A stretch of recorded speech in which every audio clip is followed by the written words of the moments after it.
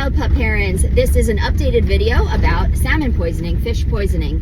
It is the deadliest and most common illness in the Pacific Northwest for adventure dogs.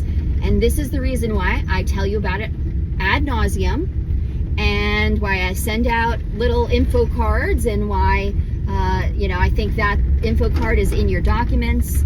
And I have videos on it on Instagram and YouTube and all kinds of things, because it's preventable. The thing is, it's preventable from getting serious. It's not necessarily preventable when we are out here.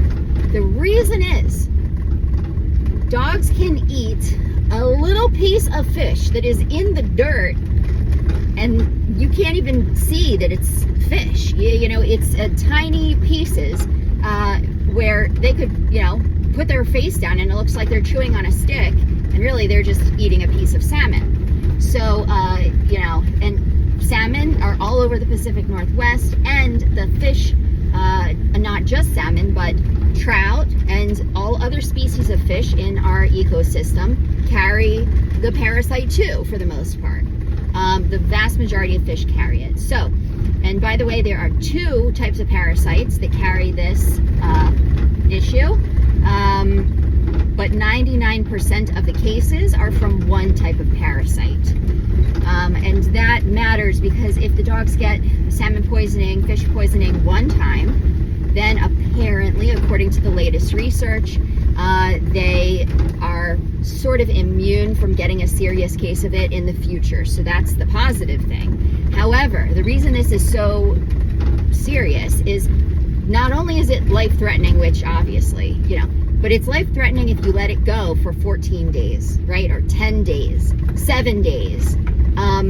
7 days, it can be an extremely serious case, where the other problem is it costs a tremendous amount of money to send your dog to a vet, especially an emergency vet, and especially if they need intravenous care or overnight care, multiple day care. So you really want to catch this as soon as possible to prevent any of those challenges. I highly, highly, highly recommend, if your dog is a scavenger, if they refuse to drop it and leave it when asked, as I saw 2 dogs do today, they're gonna get it. The fact is, they're gonna get it. If they're adventure dogs, it's just out here, and if they're scavengers, they're gonna find it at some point. So I would get insurance for them that covers accidents and illness. That's the one, that will cover this. But check and make sure, if you look at insurance companies, make sure that salmon poisoning, fish poisoning is covered under the accident and illness. Again, that is your responsibility to look into if you get the accident and illness coverage. But like I say, if you're out, if you're sending them to wild pup, if you expect them to be doing this for the next 4 or 5 years, get yourself some insurance if they're scavengers. Otherwise, you have to train them to not do it. They have to respond to, number one, the best kind of training is aversion training, which I don't care who you talk to, who's a positive trainer, positive only feedback. That's great if you're living in civilized life all the time. If you have an off-leash adventure dog that's doing extreme activities in complete wilderness, and they're with a whole pack especially, that is not realistic training. That's not going to work. It does not work when it comes to something as tempting and delicious, apparently, as a rotting fish. Dogs will eat it unless they are trained through aversion training to be repelled by it, to think, I don't want to get near that thing that smells like dead fish, because if I do, an uncomfortable sensation will be felt by me, right? So they will not touch it. Any dog that is not a scavenger will simply never get salmon poisoning. And I always use Raven as the example. She's not a scavenger, and for 9 years of doing this, she has never gotten salmon poisoning. So that is your first line defense. I really encourage everyone to do that training, not just for you, but for me, because it's a real pain when dogs eat this stuff, and especially if they refuse to drop it and I have to then bring the entire pack close to a dead fish, right? So it puts everyone at risk when one dog will not drop it and leave it.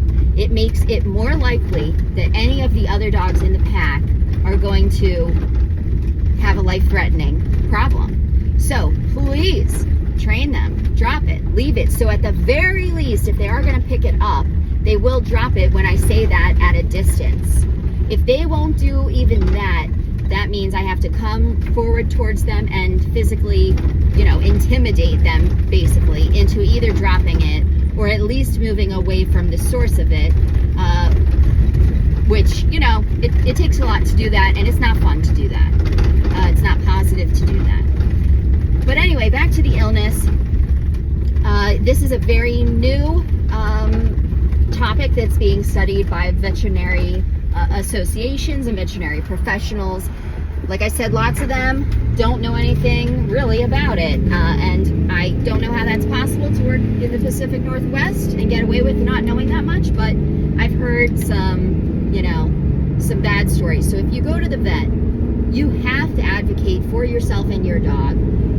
You should immediately say to them, if it has been 4 to 6 days, 7 days maybe, after exposure, potential exposure at a body of water, you say, my dog goes on adventures. They were near a body of water that contains fish 4 to 6 days ago. And there's a chance, especially if they're a scavenger, there's a chance that they have gotten salmon poisoning. May I please have the antibiotic that kills those parasites and that bacteria and that problem ahead of time. You can ask them to do a test. I believe it's a blood test that would confirm that it is indeed salmon poisoning. I think they can do a blood test and a fecal test. I'm a little fuzzy on this stuff, but one of them is more expensive than the other. I believe the blood testing is a few $100s or whatever. But if you want absolute confirmation, do it. It's, either way, you give them the antibiotic. You don't have to do the test. By the way, I'm telling you this so your veterinarian doesn't also talk you into things that are unnecessary, that could end up costing a lot of money. The thing is, if it's potentially another problem, like they've eaten something strange and it's a blockage in their intestines or whatever, finding out what the cause is or is not is pretty important, right? Because that's also a serious veterinary medical problem. So it's up to you if if Jonah, let's say, had these symptoms, I would just ask for the antibiotic and that would be it for me, because I know that he doesn't eat other things. I've never seen him eat fish either, but that would be the most likely scenario, right? But if you have a dog that also recently got into the trash or whatever, then maybe you want to look into additional testing. Anyway, that is your call. I don't take any responsibility or liability for this. I'm just telling you anecdotally what goes on in my head, at the vet. So not only should you stand up for yourself and make it very clear what the cause could be, but think carefully about the need for various types of testing, what could figure it out, what could not figure it out, what could point to other causes, if that is possible. Also remember that the research on this is always changing. They come up with new stuff every year on it. It's relatively new. So, even vets don't know all that we would like them to know. I'll just put it that way. So, I can't remember if I mentioned this in this video yet, but most of the cases are 99% of them are caused by one of the parasites, and so you will have some type of immunity, is what they say, afterwards. So that's the positive thing. In the course of wild pup, you may be curious, how often does this happen? How how many times, a year does this occur in wild pup. Some years we have no dogs that get it. Other years I've had 2 or 3 dogs that have gotten it. Everyone has successfully treated it early. I would say, 10 dogs over 9 years-ish have gotten it. That's just a guess. I haven't counted. But, and only maybe 2, maybe 3 had to go to the vet and get more serious care. And that more serious care ranged in price between $3,000 and I believe $11,000 or $12,000.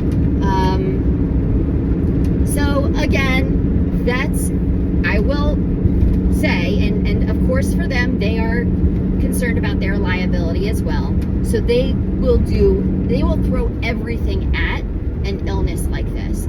They will charge you the maximum that they can charge you, and especially now that veterinarians are mostly owned by other companies that are corporate nationwide companies that only care about the dollar and the profit, you're going to be paying a whole lot. And you need to think very carefully about, if you are in that emergency situation, what do you want done and what do you feel is unnecessary, right? And it's very hard to make those decisions, but I do warn you, if you do go to the vet when it's a serious case, they are going to do everything for your dog and it's going to add up really fast. So I personally use Spot Pet Insurance, SPOT. I did do my research around that type, but I will tell you, read the fine print. I'm not saying I did, frankly, but you should read the fine print and ensure that it covers any accidents and illnesses that concern you. So, for example, you're not just getting insurance to cover salmon poisoning, obviously.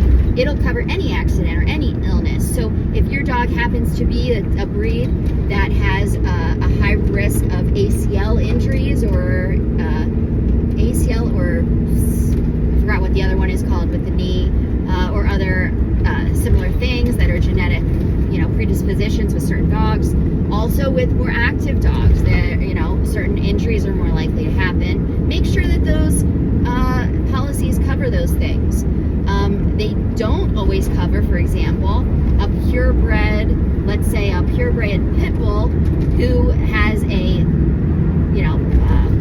patella issue or an ACL issue.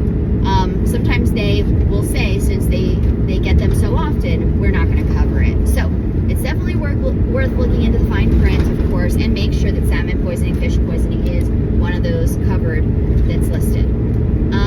I think that's everything to tell you about it. Yeah, I think and hope that's everything. If you find out additional information, please share it with me. I always like to stay up to date and informed. So if you learn anything that's the latest research, please let me know. All right, I will now include the